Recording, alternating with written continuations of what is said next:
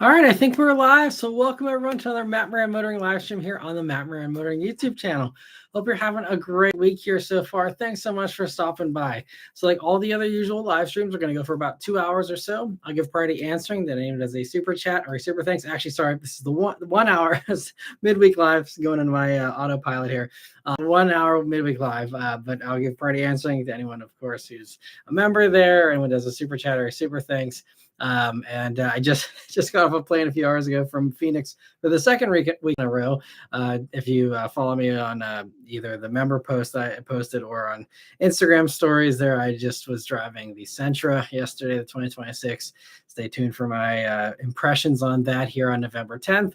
But I was just in the same spot last week for RAV4, which hopefully you guys are enjoying that review here that I went live today, and stay tuned again for the Woodland review, most likely tomorrow evening. That'll go live. But anyway, I see we have Brian, still Buster, Omar, Stephen, and Danny, and Vishal, and Lancewath, and Theodore, and Nicholas, and Luke, and Jordan. Sorry, a lot of you are hanging out here already. Thanks so much for stopping by, everyone. Speed Hunter, and Chad and Raphael. So thanks so much, everyone. And let me see here. So Buster says, hey, all, car spot this week was a green Pontiac Aztec, the Walter White spec. Nice.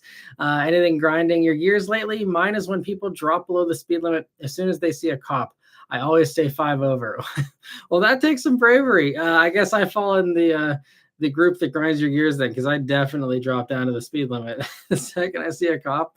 And especially whenever they're like riding behind me, like I'm like basically like cruise control at the speed limit. And some cops do actually get annoyed at that, because I'm sure they don't want to go the speed limit. They don't ever go the speed limit, but they sure like to enforce the speed limit. So guess what? When you're stuck behind me, you're going the speed limit. And so yeah, that's something I certainly am guilty of for sure. My car spots this week in Phoenix, I mean, there was a ton of stuff. It did not disappoint. So last week with Toyota, we were not at a fancy hotel, so not much to see. And out on the road, I didn't really see a whole lot. But for this event with Nissan, we were at one of the nicest hotels in the Scottsdale area there in Phoenix. And it was actually right next door to where the Phoenix Suns have their training facility. So like a bunch of them were actually walking around, or I'm assuming it was them, because they were very tall, athletic looking guys walking around. But apparently they love coming to the hotel for their coffee every morning and stuff. But so like all these exotics, I mean, there was like every single time. And my hotel room was overlooking the valet. So like every time I looked out my window, it was like, oh, look, there's another GT3. There's another Rolls-Royce Cullinan. There's another Ghost, there's a Spectre, there's a McLaren GT, a Ferrari 488 at one point, or yeah, I think it was a 488. Just saw a bunch of stuff out on the road. I saw an 812 GTS Ferrari, which was one of my favorite Ferraris. So seeing that was really nice, cherry on top of the car spotting for me this week. And I feel like there's a couple of quirky little things too, but I can't remember what they were. The other strange thing, if you're not used to the Waymo cars, if you're not in Northern California or Phoenix, I mean, Phoenix has a ton of the Waymo cars, and seeing them all driving around with no one up front, they're at the point now where it's truly a driverless car that's driving other people around, for ride sharing stuff. It was pretty wild. To see them, driving through intersections, doing their thing. Even like at the hotel, they were dropping people off. I mean, they navigate the valet area, perfectly fine, and are courteous and fine. Although the one this morning, there was one driving right next to us whenever we were getting ready to take the exit to go to the airport, like terminal, exit or whatever. And it was clearly taking someone to the airport. And if I was the passenger in this way, I would have been real nervous, because it was like next to us where it couldn't like get over until like the last second, and then it like put its turn signal on and slowed down and then dropped behind us. And thankfully the person behind us like let them in. I think real drivers are more courteous with the Waymo cars, because they know there's no one in there, and they know that if they drive like a jerk to a Waymo car, the Waymo car is just gonna like wither and just like, oh no, what do I do? So I feel like everyone has has sympathy for the robotic puppies or whatever, and so kind of lets them in. But I mean, that Waymo was very much rolling the dice there with the algorithm to, whether or not it was actually going to make the exit for the airport there. So that was kind of funny to watch. But they actually do a really good job. I didn't see, aside from that, questionable decision to get into the exit lane at their last second.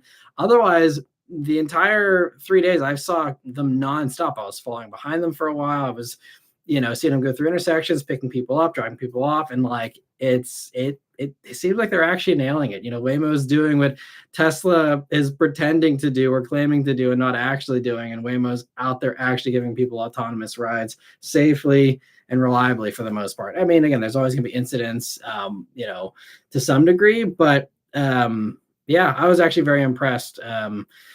And I mean, I saw them last year in San Francisco briefly, but this I've seen. I mean, I probably lost count of how many Waymos I've seen in Phoenix in this past 3 days. There's probably something like 20 of them. And I also I should do like an article for CarBuzz or a video about this, but I think the Waymo cars, final thing I'll say, and then I'll move on to everyone's questions.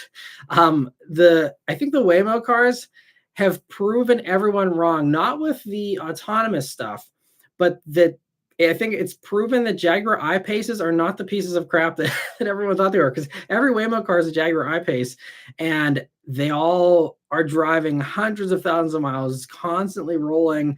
I don't know when they stop to charge these things, but I mean, clearly the batteries hold up really well in this, rideshare kind of setting, at least.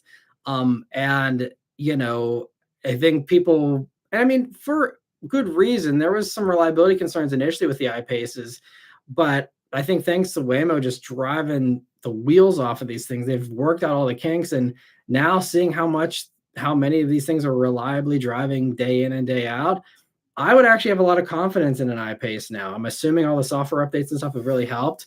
I mean, I don't know, maybe Waymo engineers can weigh in on the real behind the scenes. Maybe these things are still complete nightmares, but the sheer amount of them that are driving around without issues makes me think that I-Pace is probably a really solid buy on the used market. You can pick one up for like mid-20s for a car that was supposedly 60 or 70 grand, at least for the sticker, just a few years ago, and seemed like they're, pretty nice cars.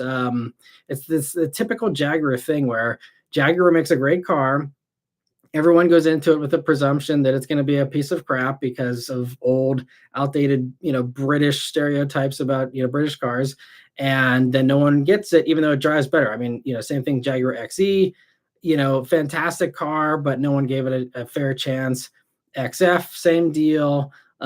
Basically everything in the modern lineup. The only thing that ever got any credit was the F-Type. And even that, some people dogged because it was worse than a 911 or whatever. But like, I feel like no one ever gave Jag a fair shake. And now even I saw a meme that's been going around this past week that, everyone's was hating on the Jaguar design with their new concept car and saying, oh, it's stupid or whatever.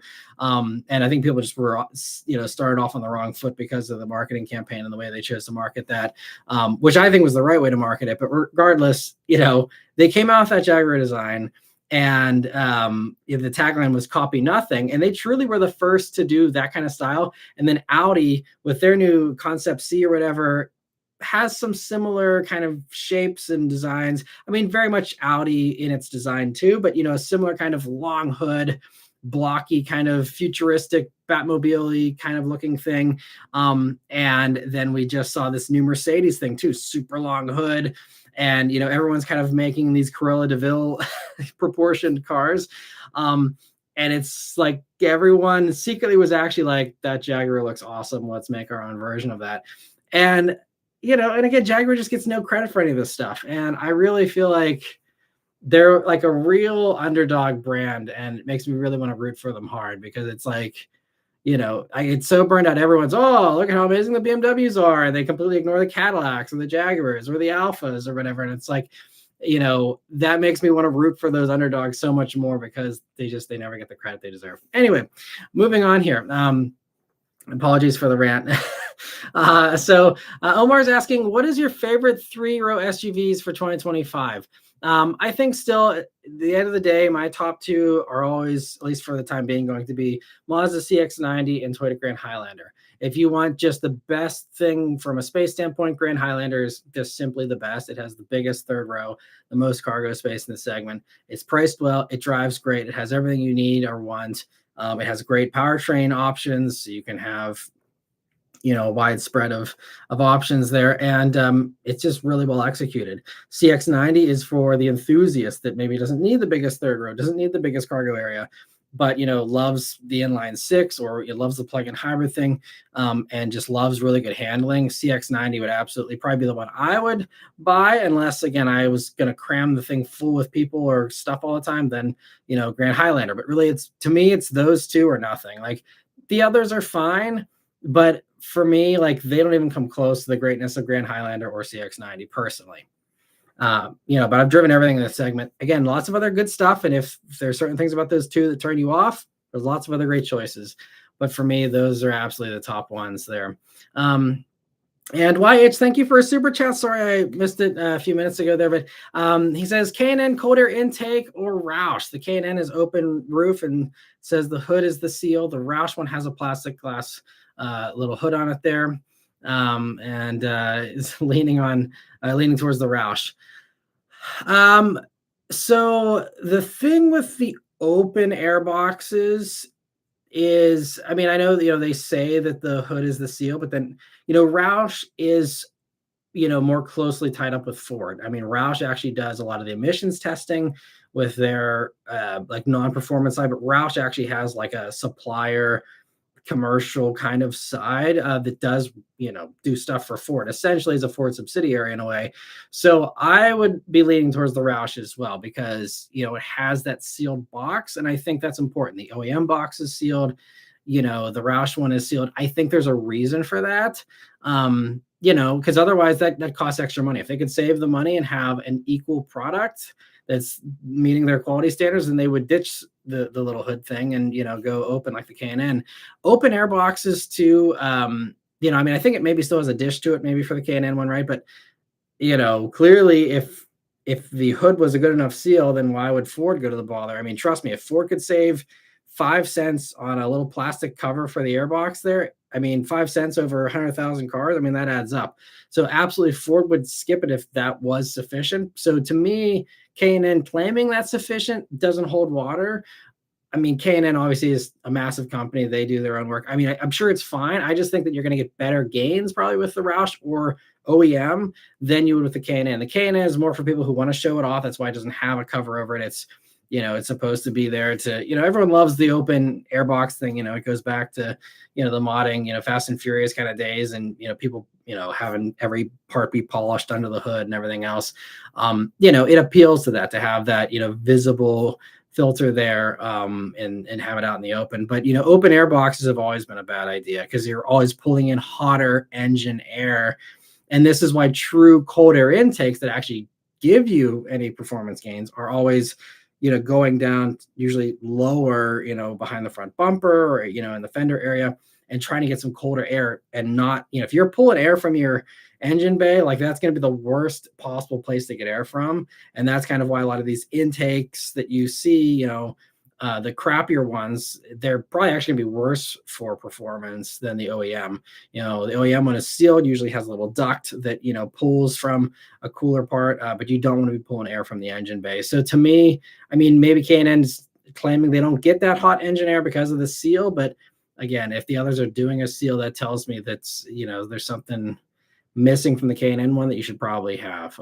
So I'd say Roush. I haven't done a ton of research into either of them, but just based on, what I've pieced together there, this seems like the Roush would be the better choice to me. But yeah, it's there's also, I think this Ford Performance, even they probably even do like a drop-in filter that might even give you a little bit of a better gain, with like just the washable kind of air filters that are a little more freer flowing than the regular paper ones, maybe.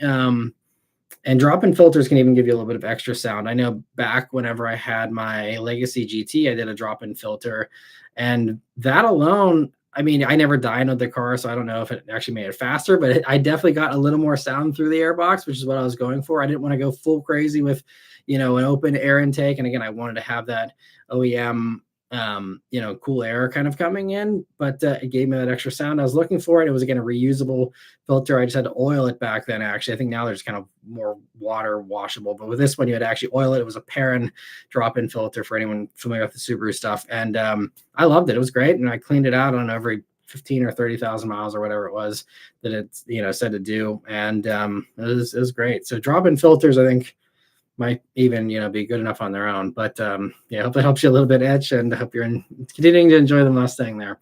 And Jordan, thank you so much for a super chat as well. He says, will Android ever venture into car production? I don't know. I mean, Android is more so, software. Even, like Android doesn't really make even their own phones anymore, right? I think they just, use their software and all the other phone brands. There's a lot of companies that have, talked about that and wanted to do that. Foxconn that assembles iPhones, they're trying to break in. And these are big companies that have a lot of money. I mean, the only one that's, actually succeeded in China is Xiaomi or whatever, who, we didn't get their phones, I don't think, here in the States. But like, they're the only one that's had success. And I don't know if other companies are going to try. I mean, maybe someday if we get to such a digitized car kind of world, you could maybe see, the traditional tech companies go into it. But I mean, like Apple has tried, and Apple's got more money, I think, than any of them, honestly. And, just massive amounts of money they could burn. And even they can't get a program off the ground. And, the people they do hire end up getting poached for other companies and stuff. So, yeah, it's, to me, if Apple can't pull it off, I don't think any of the other smaller fish can.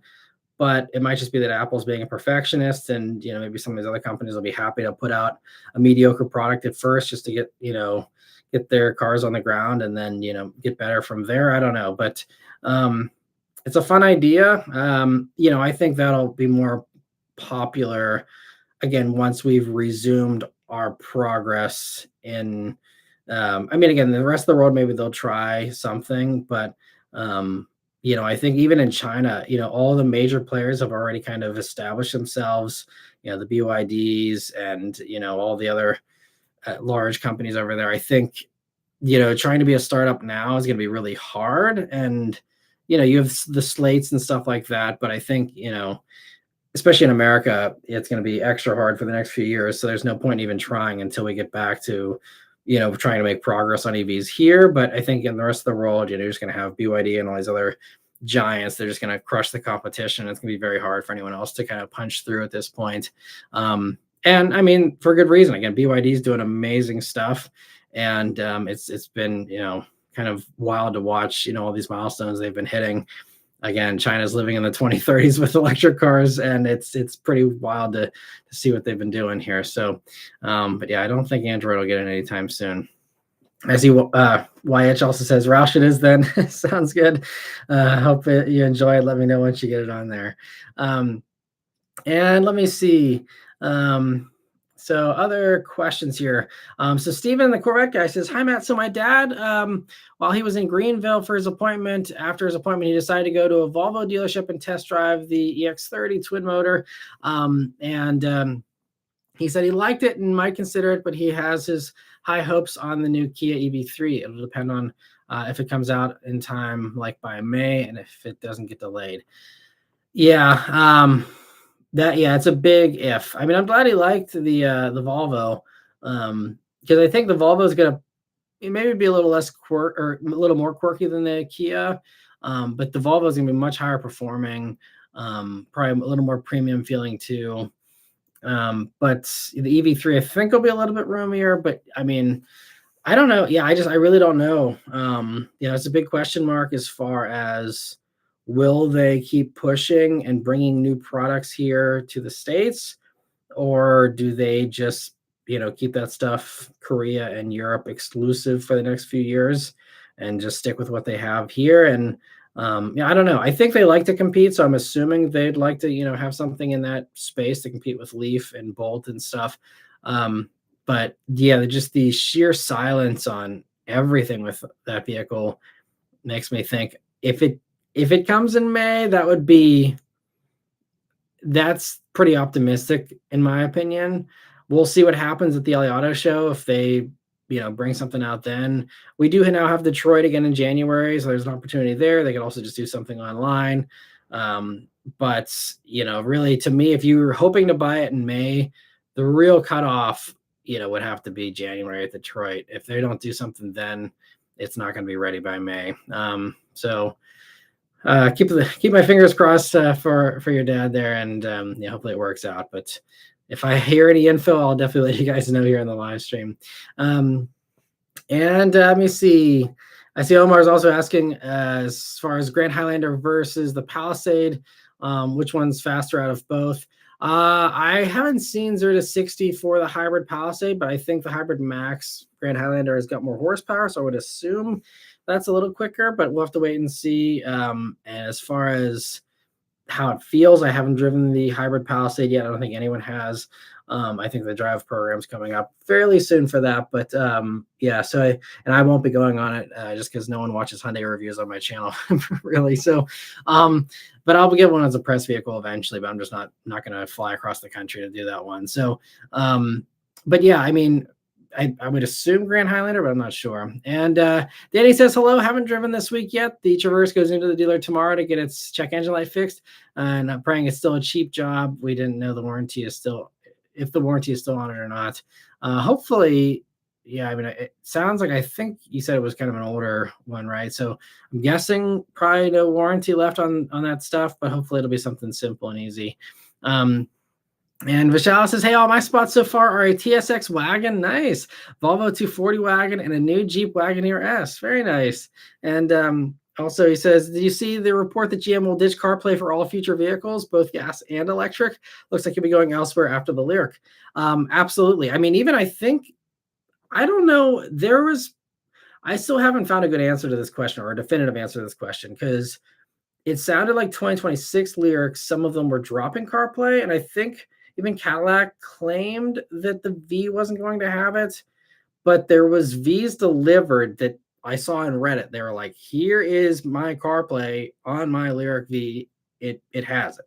So I don't know if there's some weird, middle ground or some cars that snuck out of the factory with it before they did a different software or something. But yes, absolutely. If we don't keep the Lyriq, which I think there's a chance we will actually buy out the lease, if we can come to a decent deal on it with Cadillac. I mean, we'll have to see again what the world is like in 2 years as far as, all kinds of stuff. But I mean, we like it enough that we could, buy it out, especially since it's such a short lease. It's only a 2-year lease. We may, choose to keep it for a little while longer. But yeah, absolutely. Like, it's still a deal breaker. I mean, like, the crazy thing is we could have probably paid half as much per month for an Optic, which would have mostly suited our needs just as well. I mean, the Lyriq is certainly better in a lot of ways, and I like it better for sure. But it's, if it wasn't for the CarPlay difference, I don't know if the Lyriq would have been worth double the price monthly payment wise of the Optic, essentially. So, I mean, it's kind of crazy. And this, I mean, some people would be, thinking I'm out of my mind for this, but like, a large reason why we are paying a larger car payment. I mean, we're still saving money over the Mach-E, like hundreds over the Mach-E. So we're still coming out better than we were, earlier this year. But we could have saved even more money, and but we're paying basically a big premium just because of that CarPlay integration. So, but yeah, absolutely, I will not consider any future GM vehicle if it doesn't have CarPlay. And it's just a shame, even with Ford, Jim Farley was even making fun of him for it and stuff. And I don't know if you guys heard, because the news about that came out because they were on a podcast, and they're talking about how like them ditching CarPlay is like them being like Steve Jobs, and everyone was mad at him whenever, he's getting rid of ports on iPhones and he's getting rid of all this stuff, but it was what people needed, and all this crap. And it's I mean, even like I was reading the take of my favorite like tech Apple website, 9to5 Mac, and they were like, try and make sense of this quote, and it's like this paragraph of them doing mental gymnastics to try of, Mary Barra trying to do mental gymnastics of, oh, here is why it's fine to have CarPlay. It's like, just be honest. Just tell people that you want to monetize used cars, because that's what it comes down to. It's that none of the crap in that infotainment system is going to work if you don't have a data plan after the trial period, which I believe is 5 years. So it's a long trial, but they, even if it's, you pay $5 or $10 a month to get that stuff to work in your car, like you have to have that for that stuff to work. And that's, I mean, 5 or 10 bucks a month on all these cars. Whenever you're talking about, you sell 50,000 cars a year or whatever, you add that up over a 10-year period. I mean, you're talking 500,000 cars. And if you can charge each of them $10 a month for the rest of the time they're on the road, because you're going to have to pay that if you want to have the thing work properly. If you want to have it charged properly, it has to precondition the battery properly. Like that takes Google Maps, which requires a data connection to know that you're near that charger. And I mean, so I mean, the money, they're sitting on a gold mine eventually if they do stick out the course, but is it worth it? I mean, the comments too of people on that article and stuff were just like, well, this makes the choice easy for me for my next pickup truck purchase or my next this, that, and the other. Like, I'm not going to go GM. And, GM's doing great stuff. I think their EVs are fantastic. I really like so many of the products that they have. I think, Equinox is the last crossover in that segment that starts under $30,000. They have a huge passion for the affordable stuff. I can totally get behind that. Be the biggest cheerleader for them in those areas. But the CarPlay thing is it's just greed. I mean, maybe they think they're going to still be losing money on EVs, or they just need to pay Mark Russ more. I don't know what the deal is, but they're paying these executives these enormous amounts of money. And yet they're still going to try and squeeze people for $5 or $10 and inconvenience them with not having the choice of CarPlay. It's just bad business. You're alienating people. Like, regardless of how stupid they think CarPlay is, you alienate a large amount of people. I mean, depending on where you look, the surveys say 30 to 50% of people say CarPlay is a must-have feature for their next purchase. Maybe some people are flexible, and, I'm sure GM loves to jump up and down and point at Tesla, who doesn't have CarPlay and all this, but before Elon went crazy, that was the reason why we never considered a Tesla. It was because it didn't have CarPlay. I don't care how good the car is. If I can't properly, safely text someone when they're trying to get a hold of me, or I can't use my Apple Music, I can't use, my Apple Podcasts, I can't, do any of the Apple ecosystem stuff, which is I'm fully bought into with my watch and my Mac and my phone, then it's just a non-starter. Same thing with Rivian. I've given them crap for it. It's not just GM.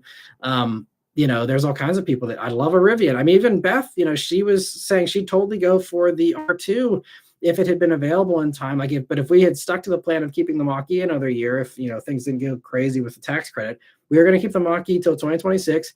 And then the Rivian was a real contender. She loves the way that it looks. It's going to be a great size, but there's no CarPlay, so that completely killed it. So I mean, we are real buyers of these vehicles. This isn't just me being some keyboard warrior that's talking about cars I'm never actually going to buy. Like, we put our money where our mouth is. We're paying double the monthly payment for a Lyriq because of CarPlay, primarily. And that's the power of having that integration. And I think that there's no reason to hurt yourself with not offering that. I know they want the data, they want the subscription fees, but at what cost? Sure, you make an extra couple $1 million every year charging these people for this, but how you could have made far more than those couple of million with higher sales by not alienating these people. So I think it's a very selective way to look at the future and ignoring the gigantic elephant in the room of all the people walking away from your brand because you are giving them this ultimatum that doesn't need to be made. And so, yeah, but it's not the first time GM's done something that's bizarre and head scratching, and it won't be the last, I'm sure. It's another example of them being their own worst enemy and getting in their own way. If they could just get out of their own damn way sometimes, I think they'd be so much better off. And they just are adamant on hurting themselves sometimes. And I don't understand it. They need some idiot like me in the room to sit there and be like, what are you guys thinking? But I guess Jim Farley giving them crap wasn't enough to make them reconsider. They're still just got their eyes on that prize of monetizing those used cars and selling the data, and hope it works out for them. But yeah, it's they're going to lose a lot of sales, but they're going to have to find out the hard way.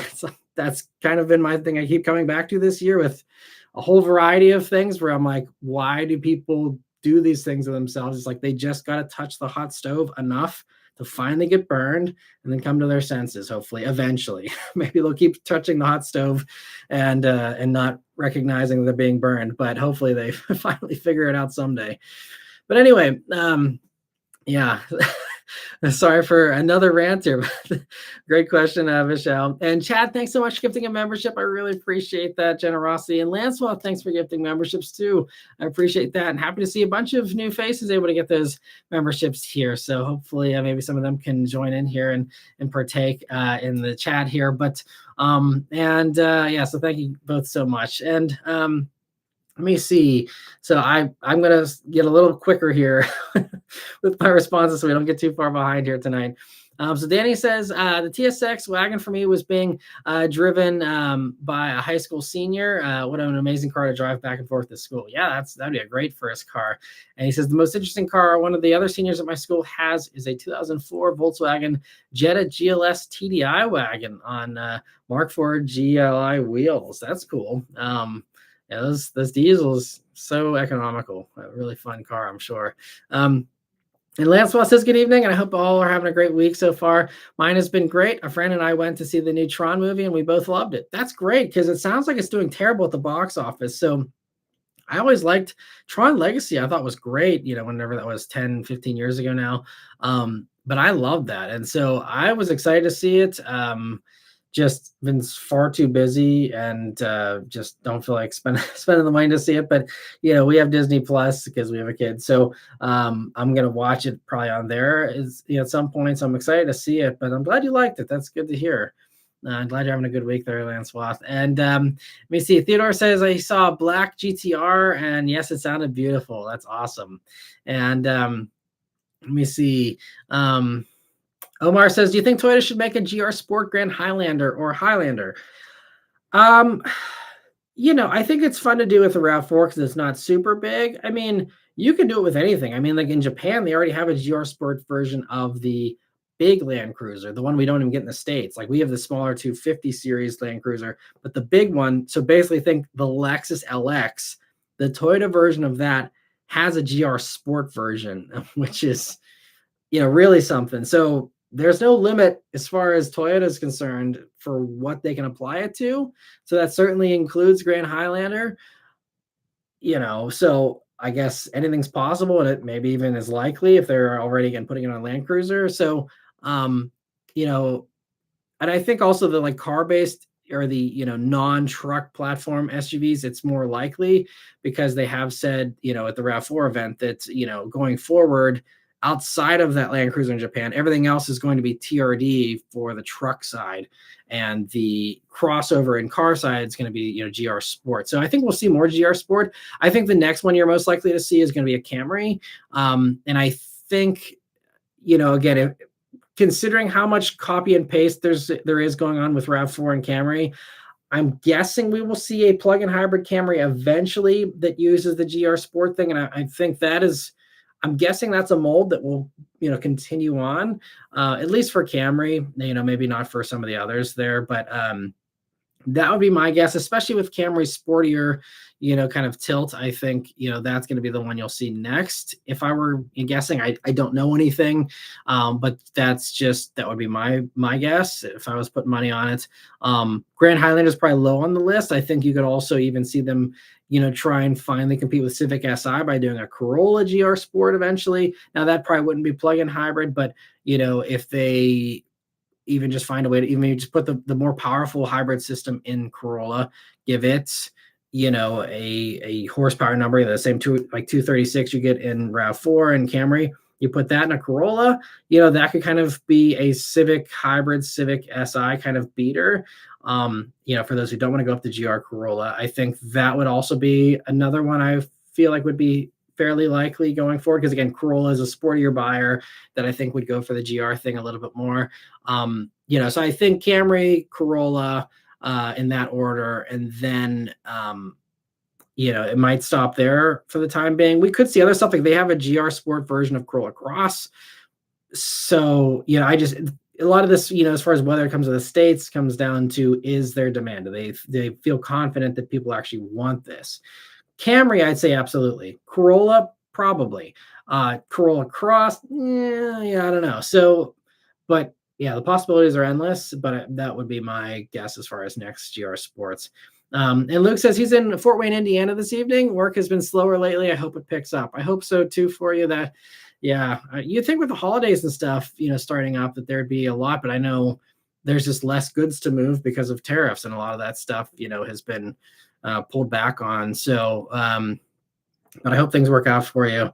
And sorry to hear that, Luke. And let me see. Speed Hunter says a GR Tacoma, like the old X Runner, that'd be fun. But yeah, I think they've said, they told us last week, anything sporty on the truck side will be TRD. So I think Toyota, if I was the PR person responding to that question or request of a GR Tacoma, they'd say, we already have TRD Pro. That's what you're looking for if you want a fast Tacoma. And I agree. Now, a street truck version of that would be awesome. I think that also could just be, a TRD thing as well. Where you have TRD Sport, and I could see the leap to making that a GR Sport thing or something like that too. But again, based on what they've told us, they're not going to put GR and Tacoma together. Same thing for 4Runner. So they've toyed around with the X Runner idea. I just think it would probably just be Tacoma TRD, because we have TRD Sport, we have all the extra things just like GR Sport. So I think you could see just a regular Tacoma TRD kind of being an X Runner thing potentially. And if the street truck thing continues to do well, if Maverick Lobo continues to sell well, I don't know if it actually is or not, but if it does, maybe that would make Toyota consider a street truck if this trend really does pick up. It sounds like Ram's going to probably be doing this, and if that whole segment kind of heats up, then I think you could see a full-blown TRD Tacoma that would be lowered and all that. So we'll see. But Nicholas says, Matt, I was side by side on the freeway in the 86 with a new Land Cruiser and Prius. It was like being in a Toyota commercial. That's funny. And Chad, thanks for stopping by too. And Danny says the stream's a lot better now for me. I'm glad. Yeah, I know last week or on Sunday it wasn't working great for you, so glad it's working better. And let me see. Chad says I was watching some crash test videos and none of the minivans tested scored good for rear passengers. The Odyssey actually did poorly. Yeah, that was a big upset. That all of them do not have that better seatbelt technology, and I think they're going to probably work on fixing that pretty quickly. I don't think I've heard of any announcements for 2026, which is kind of strange because, honestly, the addition of the pre-tensioners and load limiters is kind of just a part swap. There's an extra part there, and maybe there's a packaging constraint with some of them, because especially those captain's chairs you have in the minivans, it might be a little harder, and it might be a little more of a creativity exercise to package that in, because there is extra mechanisms in there, compared to just a regular, dumb kind of seatbelt. So maybe that's part of the holdup. But yeah, for family-focused vehicles to all flunk that test to one degree or another, and none of them did great, I don't think. It is upsetting for sure, because and this is why I love what the IHS does, because NHTSA, 5 stars, whatever, and it's like that's a useless rating at this point, because it really, when you got to push the envelope with these companies, because otherwise they're going to do what they need to do to make their margins and to keep the cost as low as possible. And if they can still say, look, we're really safe, and they still are very safe cars relatively speaking, but there's always more you can do. There's more you can push for, and we are, cars are still one of the leading causes of injury and death. And so if we can improve that, I know, again, affordability is getting to be a real problem with cars, but adding in that seatbelt thing, if you, even if it charges you an extra $500 per car, which would be, I think, a pretty big margin for those parts, but even if that's what it costs, I think that's worth it to protect kids, who are really the ones that, are on the losing end of, those, lesser seat belts.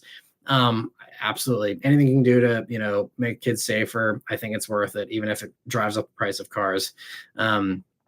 And that's why, yeah, everything the IHS is doing, I think, the speed reminders is important, because speed is one of the biggest, problems as well in cars. And if we can use these driver monitoring systems to detect drunk driving, I mean, that still is such a tragic thing that continues to happen. Even a family friend of ours, actually like a extended relative, kind of further out, but one of them passed away from a drunk driver driving the wrong way on the highway, early in the morning or whatever. And this was a few years back, but like it happens all the time still. And if a little minor inconvenience can save some lives, or a few extra bucks on seatbelts or on driver monitoring sensor or whatever can save lives, like that's priceless. And so I love that the IHS continues to push for that stuff.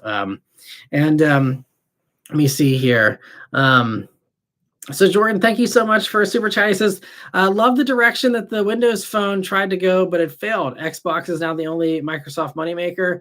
I mean, Microsoft's got a lot of stuff still going for them. I don't know. I mean, Xbox isn't really doing too well for them either, from everything I've seen.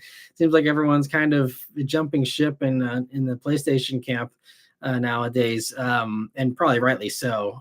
But Microsoft's got a bunch of other stuff, so I mean, even just Windows alone, and all the associated connected things, Teams and Outlook and all these other things that can be monetized and stuff. I think they're still fine. And I think it's just Windows is definitely, like, Microsoft in general, they were the dominant factor for a long time, and I think their time has came and went. And now they're not trying to push for AI stuff like Google is, or like we're seeing from others, so I think they're just again, it's okay for a company to not be the king forever, and so yeah, I don't really know a ton about Microsoft, but yeah, it just doesn't seem like they're going to be I think they haven't been the top dog for a while, but I think, yeah, with Xbox, even struggling nowadays and stuff, yeah, there's just not a great future probably for Microsoft long term, but who knows, we'll have to wait and see. I mean, they're doing other stuff with chips and things, so maybe there'll be more, to their story. But yeah, I actually liked the Windows Phone back when it came out. I always thought that was actually a really cool UI design. I was kind of into the Windows Phone actually, but I think by that point I was already kind of in the Apple ecosystem, and just kind of was happy enough with that I didn't want to stray from that. But I always thought the Windows Phone was cool. Thanks for the super chat, Jordan. And Jorge, thank you so much for being a member for 42 months now. I really appreciate that. I think one of the longest running members here. Thank you so much. He says, is there an easy way to find tow ratings for US cars? I have a Miata and would really like to like something that is not an SUV or a truck to tow it. I don't know if there is a good hub that just, I mean, I've never Googled that. Maybe if it's there, I don't know, like a towratings.com or something. I have no clue that would compile things. I think if you really don't care, I mean, this is another area where I'm sure there's some YouTube video or some website that is probably compiled, best tow ratings for stuff that isn't an SUV or a truck.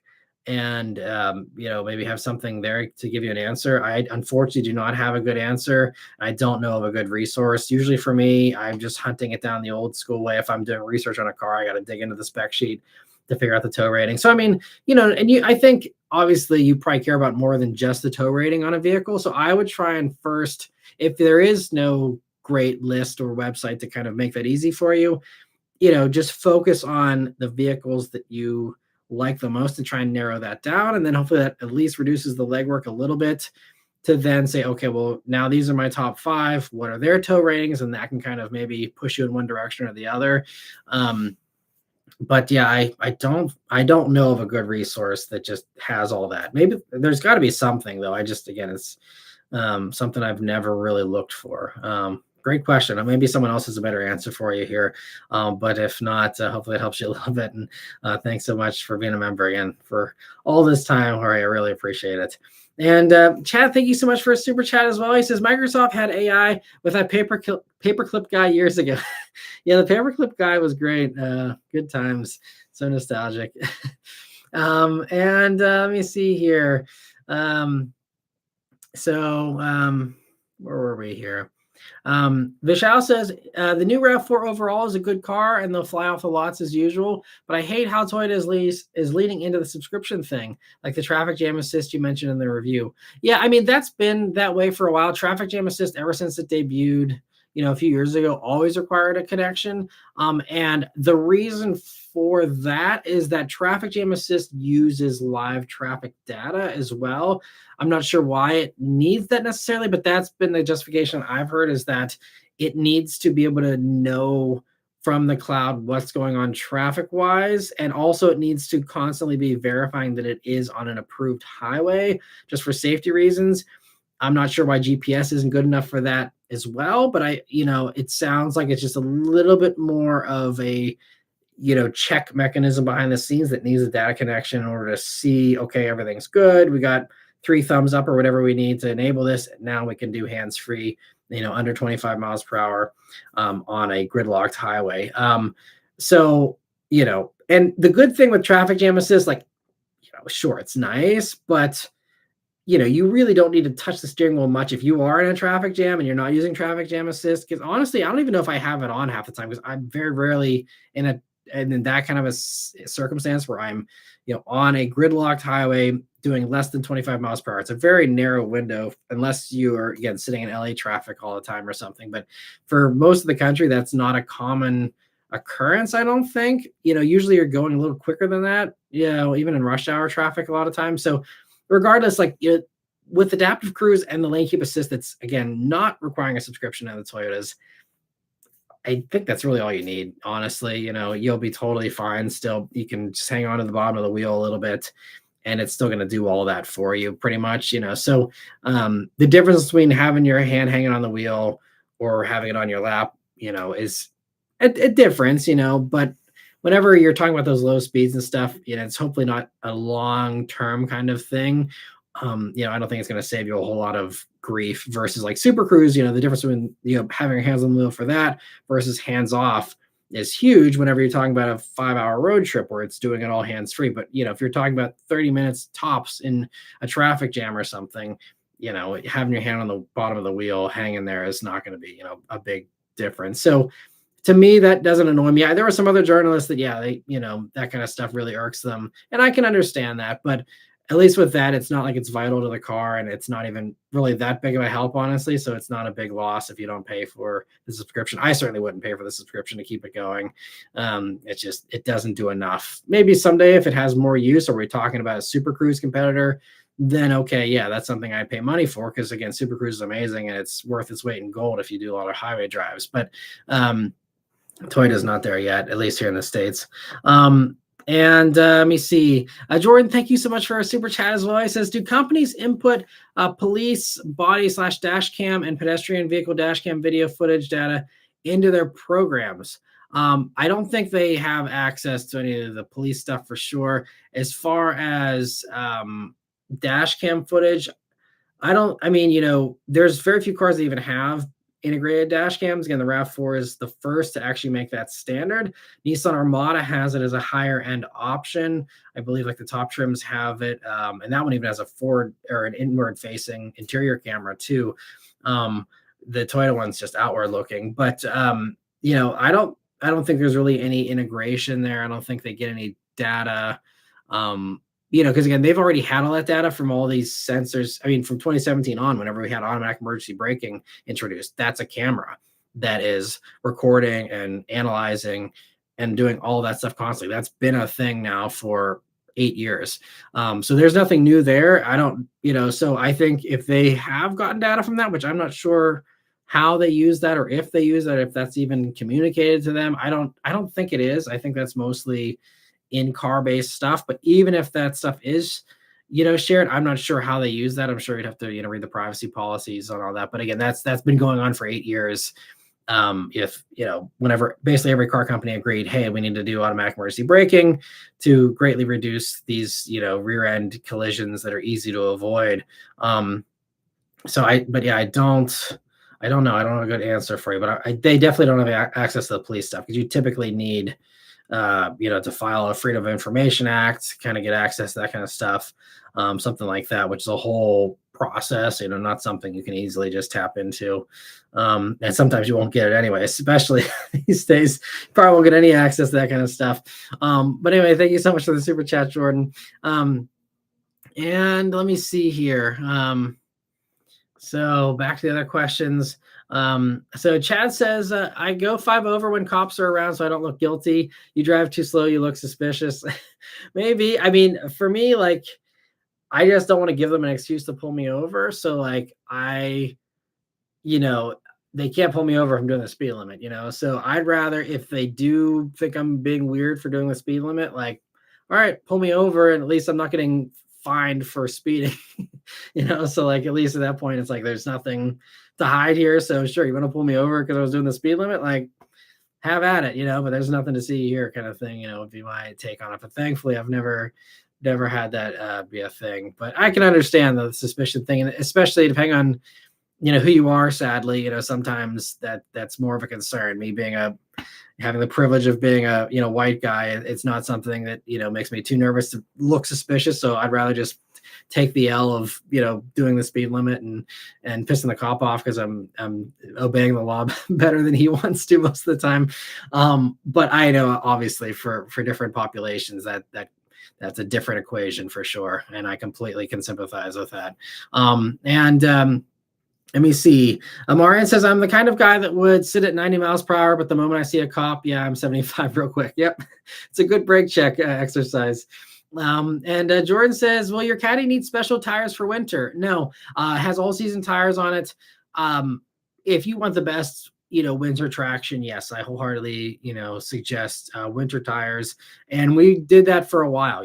Beth's Mercedes, we'd swap the snow tires on. The Mustangs, got snow tires for the pre-Bullet ones. Once I did the Bullet, it just kind of sat all winter, because I was really getting a ton of press cars at that point and didn't need to take the Bullet out. But whenever it was really more of a daily driver for me with the Mustangs, I rocked them with snow tires. BRZ had snow tires, all that stuff. But nowadays, especially just we don't have the kind of winters we used to have. We used to get a lot more snow, and it's been a noticeable shift, in the past 10 years, and especially the past 5. We've had such mild winters. I mean, last winter, I think I got the snowblower out like 5 times the whole winter. It's like, why did I even bother buying a snowblower at this point? I thought I'd need it more, but it's like, we just don't get the snow we used to get, sadly. So, going to the trouble and the expense of putting on winter tires to, maybe be a little safer for, literally a handful of snows. Because, around here in the suburbs, they clean up the roads very quickly anyway. And it's, there's things, I mean, obviously, our daughter goes to preschool, and we have other activities that are kind of time constrained. But if it's just a really bad snowy day, again, that only happens a couple of times a year, like, we can just skip that day, or there'll be a snow delay at school, or cancellation or whatever. So, like, since it's not a work related thing for us, since I work from home, Beth has no reason to go out if she's not taking our daughter anywhere. We have the luxury and the privilege of being able to be like, oh, we're just not going to go out in the snowstorm. I know that's not everyone's, situation, but for us, it's just not something that we find ourselves needing desperately. And all season tires, if you take it easy and are careful, are going to mostly be fine, unless you're in a really bad weather kind of situation. So, we'll just be keeping the all seasons on. And Raphael says, my spot so far this week was a GR86 yesterday, only my 3rd ever. Wow. Not sure why I don't see them in Ohio. Yeah, that's interesting. I saw a few of those also in the Scottsdale area. It was cool. We had stopped for a coffee break in the Centras yesterday, and there was a GR86 that was lowered a little bit that pulled in, and I was kind of hoping it was like a subscriber or something, because I think they saw like all the Centras and maybe thought something was up. And they pulled in, and I think they were getting a coffee or something. I didn't see who got out of the car or whatever, but I was hoping like, oh man, maybe like, I bumped into someone or something, but it was just yeah, an enthusiast that happened to be stopping in the GRD6 to get some coffee. But yeah, it's I see a lot of GRD6s everywhere I go, honestly, and I'm happy about that. I saw a World Rally Blue one the other day too, and man, that car in World Rally Blue for the BRZ, it's still, obviously I have a lot of fond memories of my old one, but seeing that combo, even on the new BRZ, it really makes me be like, man, I really, really like still want one of those, even though I'd be better off in a GR Corolla drink again. If I'd be better off with that, for my life situation right now. But man, would I love another BRZ and Road Rally Blue, even though the GR86 is hands down the better driver, and I'd rather have the GR86, but man, I really want Road Rally Blue if I had, one of those again. So that'd be, thankfully, a conundrum I don't have to worry about because I can't afford it. But if I could, it'd be a real tough choice between, do I go for the better driving one or the one that really gets me excited when I look at it because it's in Road Rally Blue. But anyway, Danny says, when I see a cop, I drop about 2 to 4 miles per hour. Nice. And Luke says, do you ever see interesting cars while doing your video reviews and have to take all the self-control to not go crazy while doing the review? Sometimes there's a little bit of a distraction for sure. It'll actually throw off my train of thought because I'm very much, in the zone. Because I mean, it's a lot to focus on of, being a safe driver and also remembering all the facts and talking in a coherent sentence and trying not to say ums and knows too much so that, I don't have to go back and edit them out or have people be annoyed with my terrible presentation on camera. So it's a lot to keep track of. And then sometimes, I'll see a sweet car and then, I'm just not able to, keep going with that take, and I got to cut and try again. But thankfully, even, with all the stuff in Phoenix this week, there was a couple, but I don't think there's anything that threw off my focus. But it is something that happens every once in a while. And there's been a few times, if you watch some of the reviews, where I'm like, oh, there's a nice blah, blah, blah, or whatever in the video and, the middle of the review. And I'm like, anyway, back to the car. And I've done that a few times too. But usually I'm okay unless it's something really crazy. I can usually be like, oh, there's a nice BRZ and continue on, without being deterred. Let me see. Chad says, at first, I thought you were being picky with the RAV4 interior. Then I realized the price. I guess the Corolla Cross took the place of the decade ago RAV, and now RAV is up market comparably. I guess it depends on what you think of as up market. We don't know RAV4 pricing still. They just said low 30s to start. That could be anything from 30,000 to 34,995, so I don't know where it's going to land as far as that and how much more you pay for the higher trims. I am encouraged by the way they priced Camry. Everyone was expecting to get a real smack in the head with the pricing on Camry, and then it turned out that it kind of split the difference. It was cheaper than the old hybrid, but it's more expensive from a starting price than the non-hybrid, prior gen Camry, obviously, because the hybrid stuff costs a little bit more. So, higher starting price, but you're getting a hybrid. So you actually came out better than you would have, with the last year hybrid. So I hope that it's a similar pricing strategy for RAV4. I would like to assume that's the case, but, they might do something different too. So I don't recall what base RAV4 is priced at now and what the hybrid is. But again, if we're using Camry math, split the difference between those two, and that would be my guess as far as where it starts. But yeah, we'll have to wait and see, or just because Camry and RAV4 are priced kind of differently. So I just split the difference between those two on RAV on the current one and see where that leads us. I haven't looked recently to say, but hopefully it's not too bad. I mean, the thing, especially with RAV4, I mean Camry too, but especially RAV4, we're talking about the biggest breadwinner for Toyota.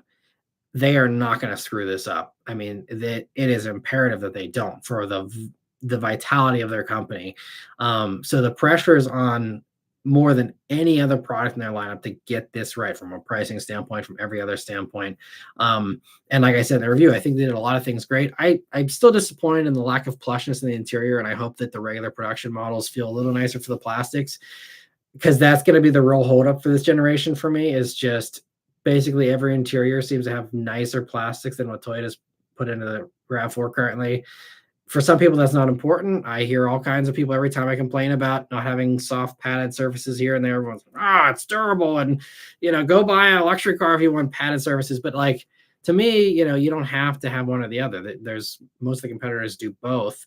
But regardless, yeah, it'll be interesting to see. But I think everyone's terrified of pricing and it being crazy, but I think they're going to have to come in with very attractive and competitive pricing. It might still be more than what you want to pay, but at least as far as looking at the competition, I think they're going to have to, make it competitive. And they have, in the past. I mean, the CRV is like $2,000 more than a comparable RAV4 typically. So I think, they have an edge, and I think they want to keep that lead over CRV and others. So I don't think they're going to screw up pricing, but we'll have to wait and see. Let me see. Danny says, cough, the New Jersey Turnpike average speed is 75 to 85 when the speed limit is 65, and the cops don't give a what. If you're keeping up with traffic, you're fine. Well, that's good that they're not real sticklers on that, because I mean, like Virginia, they'll throw you in jail for 10 over or something. I mean, they do not mess around. So it's good to hear that they're a little more chill in New Jersey. So we are at the hour mark here. So just so we don't go way over, I'm going to go to member only questions here for the rest of the stream and try and be concise here at the answers. And we'll chat more on Sunday. But let me see here. So Luke says, if those self-driving cars crash, it'll cost Waymo to operate them. Yeah. I mean, I think they that's really the big question still is, the liability component and how well that does for them, because it's a giant liability still. But let me see. So Vishal says, a buddy and I drove a Jaguar XE with a V6. Man, that car was awesome. That V6 really screamed. It left such a nice impression on us, even to this day. That's awesome. I'm glad you enjoyed it. I've never driven. I did a quick drive in an XE way back on a quick drive little program a long time ago, but I don't even recall. I think that was the V6, but I don't think that was the S though, which is the more fun one. But I mean, they're all a supercharged V6. Like, for car enthusiasts, they did all the right stuff. They did the V8 version too, but the V6 is great. It sounded like an F-Type in a practical package. If I can find a nice XE, I'm absolutely going to review one and just like go to town on like why people don't like this car and like, jump up and down about like, why does everyone hate this thing? It's amazing. But I haven't, they're just kind of rare even on the used market. At least the dealers I work with haven't really got in very many XEs. There was one like turbo 4-cylinder one, but I want to wait for a supercharged V6 to do a proper review on. But I'm glad you like the XE, Vishal. And Raphael says, I never had a problem with the F-Type. That's a dream car. Yeah, I agree. Same here. And YH says Jaguar had many chances to improve and they never did. It's too late now. I mean, I think that they did great stuff. I don't know what more they could have improved. And especially these days, the way everyone's talking about Jag and how their new direction sucks so bad. It's like, well, everyone was acting like they loved Jag the past 10 years, but it's like, well, no one bought them. So if you thought Jaguar was so great before they did this new change, then why didn't you buy them? Like, the reason why they did this change is because no one supported their old direction. If they did, they wouldn't have had to change it. But the idea of making a better driving car than the Germans with more attitude didn't pay off. So that was a dead end road for them, But I mean, aside from they were slow to adopt CarPlay and their infotainment system, took a while to get better. Now they do great infotainment systems in the Jags and the Range Rovers and stuff. And that Pivi Pro system is awesome. But, so that's the only thing. If you were, tech heavy, maybe it was disappointing in that regard. But other than that, I mean, it sounds like platform mechanicals, all that stuff was fantastic. And even to this day, like you look at used F-Types, even the ones that are rough around the edges, there's really no mechanical issues. The motors don't seem to blow up. You might have a convertible top that, the motor goes out on that, or you have other things. I think thermostats are problematic. So there's a few things there, but no giant glaring issues.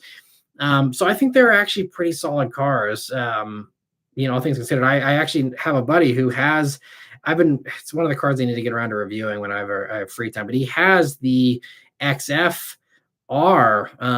So this was like the older one, like 2012 or 2010. He has, And he's like, it's been totally issue free. And it's like this badass supercharged V8 sedan that he picked up for like 15 grand. That's luxurious, it's comfortable, it's spacious. And he's like, these are the most slept on thing ever. And I want to tell that story. So I will get around to doing his car eventually. But yeah, but I'd love to do an XE too. Anyway, where are we here? So YH also says, I had a K&N cold air intake on my 350Z and it sounded so good. Yeah, I mean, any intake though is going to sound great, I think. He says, I'll just put some ice cubes on the filters and the air boxes before Spirit drives. There you go. Just make sure you don't get too much water in there. Let me see. Yeah, Michelle says, yeah, Google makes the Pixel, but that's about it. Yeah. And YH also says, go Blue Jays. Yeah, I'm happy to see the Blue Jays are going to the World Series. So best of luck to them. I hope they do great and hope they win it all. And Michelle says, saw a report of Toyota explaining how Century being spun off into its own brand will allow Lexus to be more free and forward, hence the 6-wheeled LS minivan. They said LS would stand for luxury space. Yeah, that's an interesting switch, but I agree. I don't know why Century ever held Lexus back. I didn't think that was a thing. I guess maybe, in Japan, maybe it was more of a thing. Obviously, because we don't have Century here, but I guess it's just a cultural disconnect. I don't have on my radar, so I wasn't aware of that being an issue. But hey, whatever they want to do, it's kind of.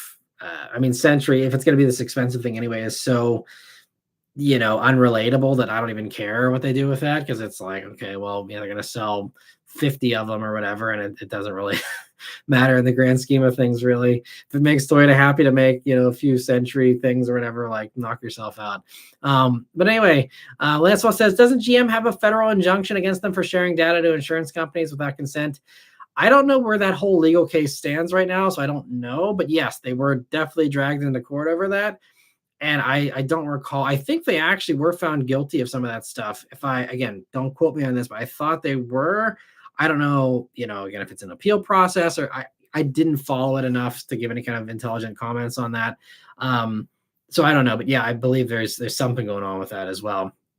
And Brian says, my car spotting today included a 1981 white Pontiac Trans Am, complete with a blue screaming chicken. Keep up the great work, man. I appreciate that, Brian. Thanks for stopping by, and great spot. I see everyone was drinking to the GR Corolla comment earlier. Appreciate it. And B. Mitchell says, call me a forever mental teenager, but I'll never get over Toyota and their fixation with using turd for anything. Yeah, I know that's something. Even Beth kind of makes that comment every once in a while, but yeah, it is kind of a funny choice of letters for sure. But I mean, there's all kinds of Scat Pack. I mean, it's so funny that all the Mopar fans are so proud of driving around a vehicle that is called Scat. So there's a lot of those kinds of things, but yeah, certainly the TRD is one of them. And Michelle's talking about, Microsoft still has the cloud service stuff, right? And Lancelot says there should be a sticker on the driver's door B pillar if it's available for the tow rating. Right, yeah, it always will tell you the tow rating for that specific vehicle, because everyone's different, even if it has a general tow rating, yeah, depending on the wheels that it has or the options or whatever, that can change all that stuff, especially payload, because it comes down to how much weight you already have on the car and stuff. So yeah, that's the way to check if you're actually shopping from car to car in person. I see B. Mitchell, thanks for the other suggestion there for the travel trailer websites. Chad says, did you see where a guy got tired of traffic going through his area, so he got a lot of phones, turned on nav, then walked them slowly down the street in a wagon? I didn't hear about that. That's funny. I mean, that would totally work, right? Wow, that's a way to do it. I guess that's legal. Yeah, I mean, I don't think there's a law against that. That's funny. I hadn't heard about that. Thanks for letting me know about that, Chad. And Jordan says, I do a short on terms and conditions when it comes to cameras or voice commands on a vehicle. Give us insight as to what we always just click agree to on. Yeah, that's a good idea for a short. Assuming there's anything juicy there, because some of them might have scary language, but you really got to kind of decode some of that stuff to see, okay, is this actually something that I don't want to agree to? I just don't know enough to know whether there's a juicy story there. If it's all just boring and not controversial, then that probably wouldn't be a good short. But if there is something there that's could get people riled up, then that would absolutely do well for a short. So I'll have to see. Yeah, it's just something I never really pay attention to, but yeah, it'd be something I'll have to kind of keep an eye on. I've been getting some, even on Sunday, there were some good suggestions for shorts, and I think there's a few different ways for me to go with that. I'm still kind of figuring out what to do with shorts, because if it's not suggesting reviews, it's a little bit of, if it's not something that's feeding into the review videos as far as like connected to a physical car review that I've done, it's a little tricky to play for me. So I'm still trying to figure that out. But yeah, I appreciate the suggestion. And Chad says, last cop that pulled me over showed me what pulled up when they ran my tags, and it's a lifetime of bad decisions. I've been good for 20 years, but Florida doesn't forget. Man, that's surprising, because I thought there was a certain amount of time before stuff dropped off of your driving record. Maybe that's just other states, and maybe Florida doesn't do that. I'm not sure, but that's interesting. And let me see. Also, sorry, I missed the other super chat there. Jordan, he says, if the big three announced a $20,000 hybrid, would that rock the world? I think that would be great. Yeah. And I mean, even just a new $20,000 car alone would be a huge shock and a welcome change. So we'll see how close they get to that. But I think that's going to be a hard thing to do, because I think the only way that companies are going to be motivated to truly do something like that would be if we get into, a bad recession, which I think is fairly likely. But I think it's going to have to get a whole lot worse before companies will say, okay, maybe we should really do some kind of stripped out kind of thing. But then by the time they figure out, okay, let's do that, they can't get a car out fast enough to do that, aside from decontenting the stuff they already have. But there's, I've talked to car companies about this, like I say, well, why not, do a cheaper version of a Crosstrek again, or why not do this, that, or the other? And they're like, okay, let's strip out stuff. How much are we saving by going to manual windows? Probably actually not very much, because, the mechanism to do that is still very expensive, and doing a little electrical window switch and a little electric motor is sometimes even cheaper. So it's like, okay, well, what can we pull that doesn't forfeit our safety ratings? Because, if you pull all the safety, your driver assistance stuff, then, you don't qualify for the safety ratings you used to have as far as IHS. You're not a top safety pick anymore, all that stuff. So like, okay, well, we can't forfeit the driver assistance stuff. Then that's the expensive stuff. So if you can't get rid of that stuff, what else can you decontent out of a car to save money? The screens are cheap. You look at how cheap a 50-inch TV is. Now you take just, a 12-inch screen, and then you multiply that by a giant supplier discount, because they're, manufacturing 100,000 of them or whatever. You don't really save a whole lot of money there.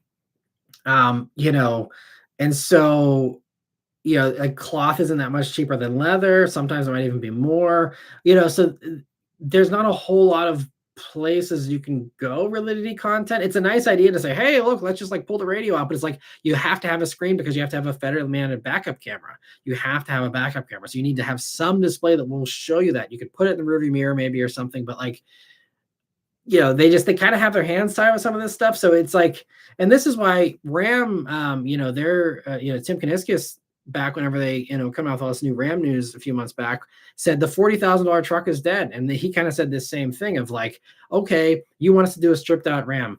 What can we pull from a base Ram that would significantly lower the cost and be worth the trade-off? And they're like, there's not really anything we can pull out. There's nowhere to go to still, again, have the safety stuff you need to have the stuff that is required to display a backup camera, and all that basic stuff.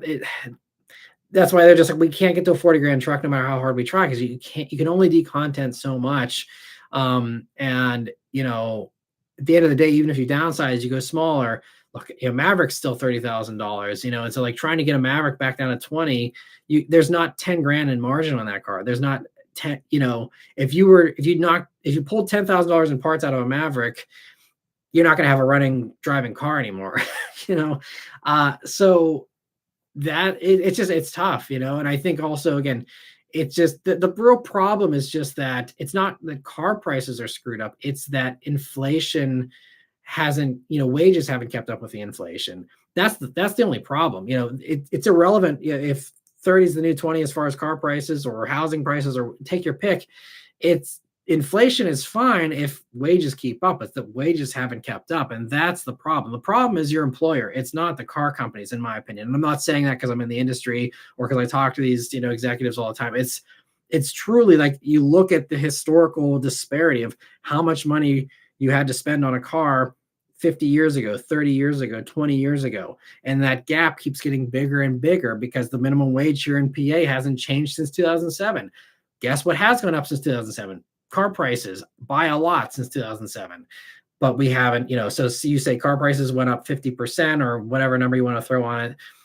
Wages have stayed the same as far as the base wages. Sure, there has been some wage growth, even irrelevant of the minimum wage, but like, you have this greater wealth disparity and they're not fixing that. And that there's no signs of that ever getting better. At least, again, certainly not for this administration. So like, there's no, that's the bottom line. And I know that, the car companies are feeling the pressure because they want to keep their sales going. They want people to buy, but they have their hands tied. There's nowhere to go. You can't do it cheaper, and people don't want to buy subcompact stuff. If they, did, a Versa would be a bigger sales hit. Mirage would have sold more, but people just don't have the appetite for that either, especially in America where everyone buys more than they need and bites off more than they can chew and feels like they need to be able to, do the Rubicon Trail in their crossover, just for their own mental peace of mind. It's a culture issue as well.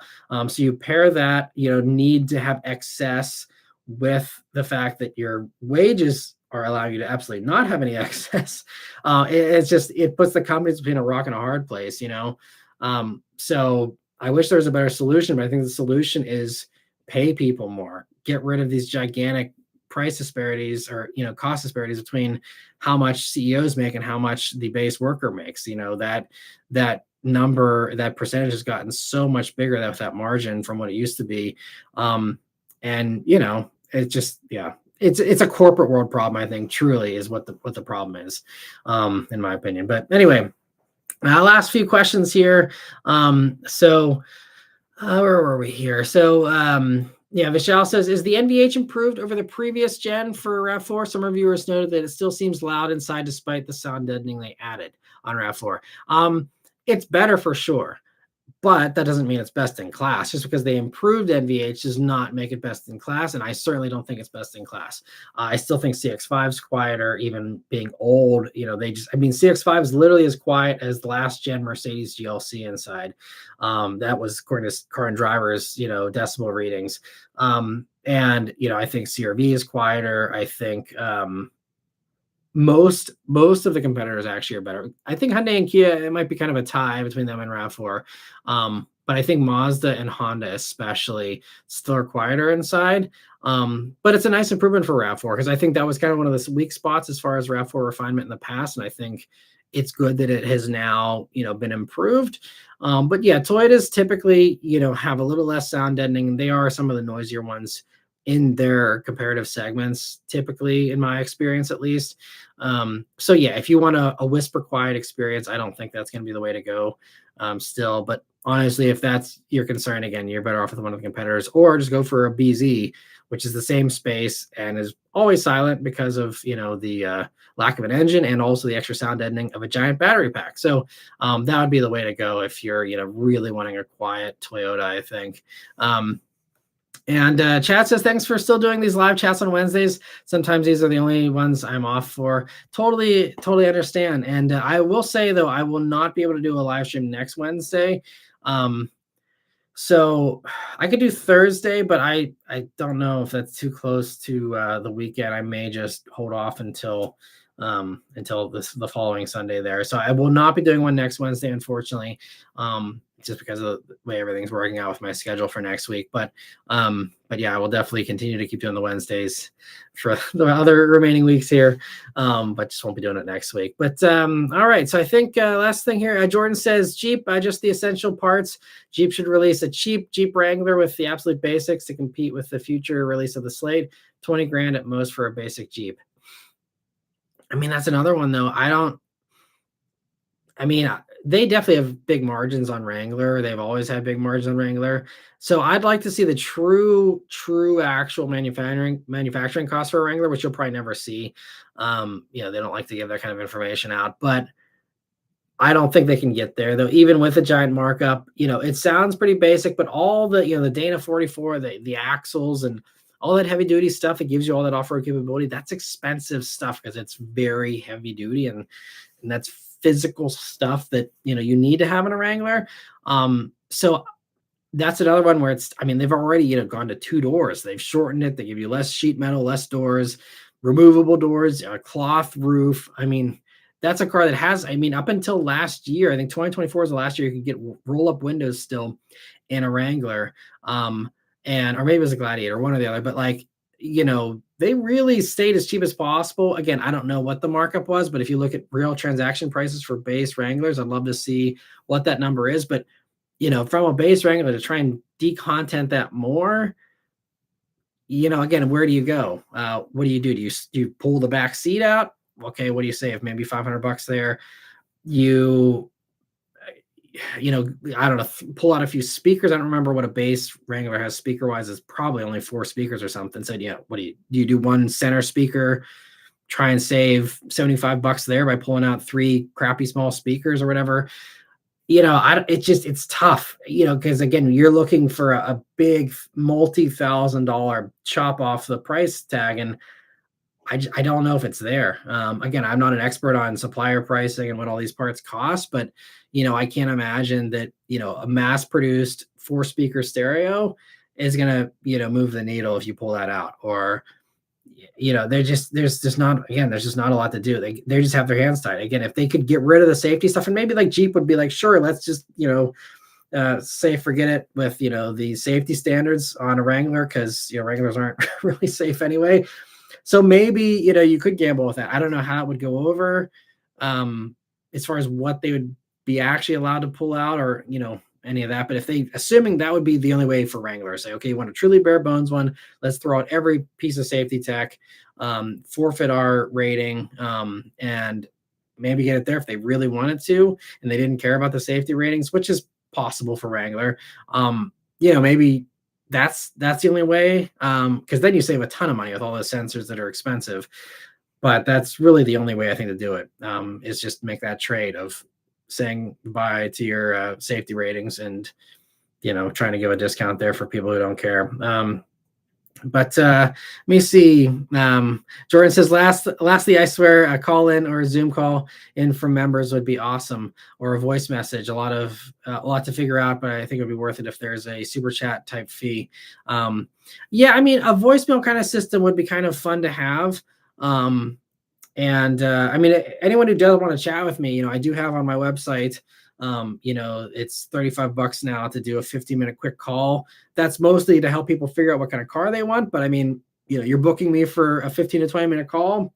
You're free to talk about, within reason, obviously, whatever you want.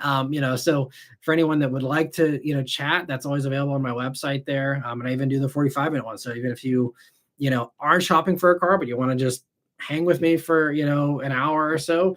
That one's more expensive. So that's really, again, about people trying to, again, find a car that they love, and that hopefully saving the money by doing that consulting with me. But, that's always, that was kind of, a secondary perk of doing this consulting thing on my website, is the ability to open myself up to doing a Zoom call with whoever wants, to do it and who's able to pay, obviously. Again, it's not free, but, a voice message thing would be cool too. I know that would be more useful if we were doing like an actual podcast. Like I know, sometimes I listen to the Rhett and Link podcast, if any of you are familiar with them.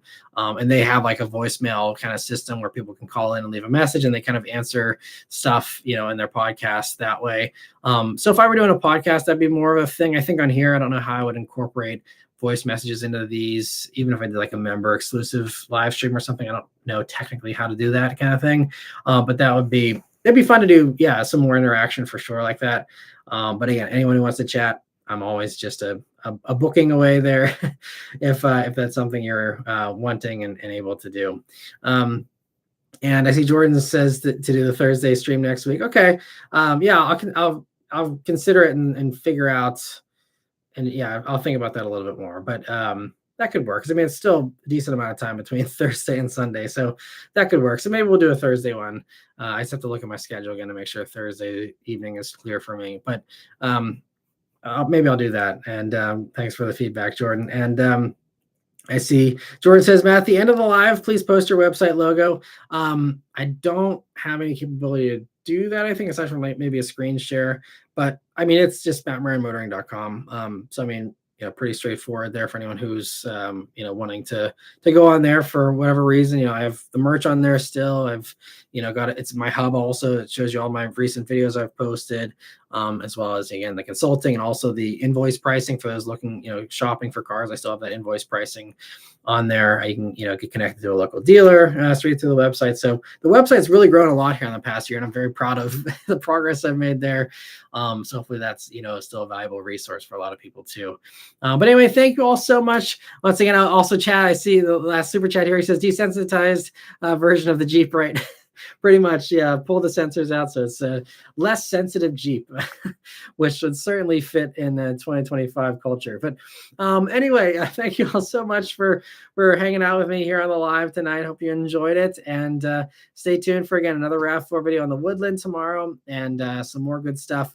Also, if you're a member, I'm going to be posting here. Hopefully tomorrow, I'll be revealing the used car that I will be reviewing and posting next week. It's a cool one. I'm very happy that it's kind of a unicorn that I found. So I'm excited. It's a performance car. So if you're a member, keep an eye out for a community post here sometime, hopefully either tomorrow or the next day. I'll be sharing about that, and it'll be a cool one. So look forward for that next week. TFI, just logging in here at the end. Thanks for stopping by, TFI. I hope you enjoy the live whenever you watch it back, if you choose to do that. But we had a good time here tonight. Plenty of Matt Marant's as well here. So be prepared for that. But anyway, thank you all so much once again. Have a great rest of your week. And I'll see those of you who can make it here on Sunday for the next live. Take care.